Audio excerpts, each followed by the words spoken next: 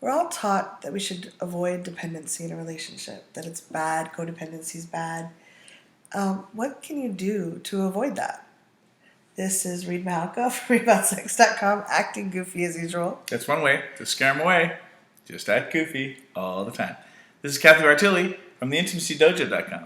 Who obviously wasn't smart enough to run several months ago. Yes. Yeah. Anyway, so in relationship, it's easy to get dependent on someone that you're around all the time and who's picking up energy for you, taking care of things. Relationships are really beautiful. They can be supportive, but there can also be dependency. Can you share? Well, what's your definition of codependency or when something's too dependent? So I love relationships can be really supportive in that you have someone who's there to help pick up the slack, meet the cable guy. Like there's Meet the cable guy. Yeah. Bow, chicka, bow, bow. Just because your mind is in the gutter all the time. I need to install the cable. Would you like the premium package? Bow, chicka, bow, bow. I'm sorry. So there's support, but dependency is when you feel like if that other person disappeared or left or that you can't function without them. So I know for my grandmother, she didn't know how to drive for a lot of years. My grandfather always drove.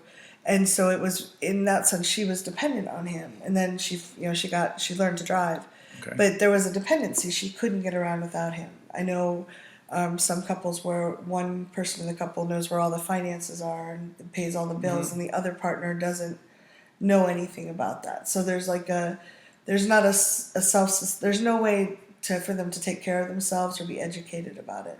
Or they might be emotionally dependent, where that person is always meeting the need and they're not learning to meet it themselves, or they're not having any place else that can be met. To me, that's I like trying to be, I don't always succeed, but trying to be pretty self-sustaining and having several people I can get my needs met from.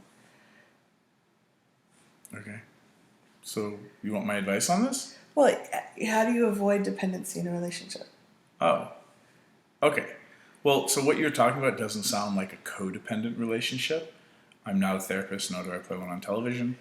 The dependency piece, the easiest solution is really to make sure to get clear about what your needs are, like the things you actually need to feel healthy, good about yourself, your own care and well-being, and make sure that you're able to get those needs met from at least 3 to 4 different people in your life. Now, for those of you who are monogamous, the sexual piece is going to be, you should probably keep that to one person if you're monogamous, and preferably the person you're in a relationship with and have a monogamous agreement with.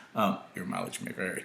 But the, compliments, reassurance, social, needs, the Maslow's hierarchy of needs, that second tier of things where respect and confidence and appreciation have more than just your love relationship.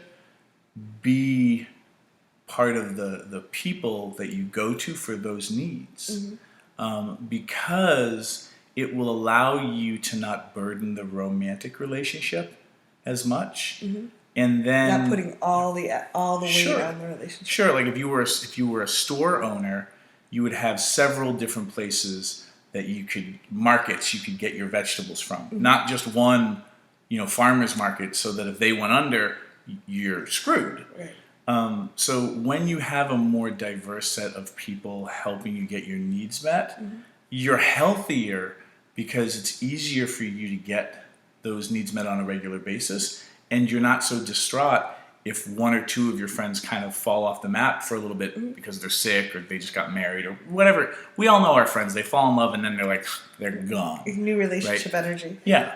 So when you have a community, a village where you're getting those things met, you're actually a more robust and healthy person, I think.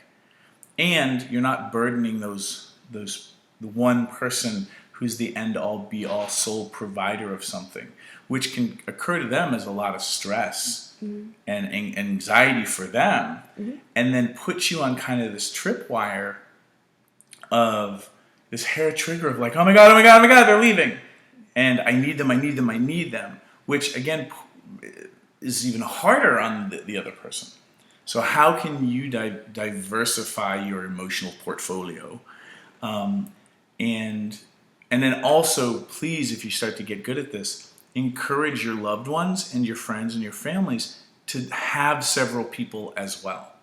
It just works better for everybody when you do that. Not that you can't, be in love, have all that new relationship energy, and just want to cocoon up for a little bit, but don't cocoon up and forsake and have all the rest of your community fall away. Because when you come out of that cocoon, you need those people too. Yeah, absolutely. And it can keep the relationship really healthy. Yeah. So let us know what you think, what's coming up for you around this, or what you've experienced. Leave comments below. Bye.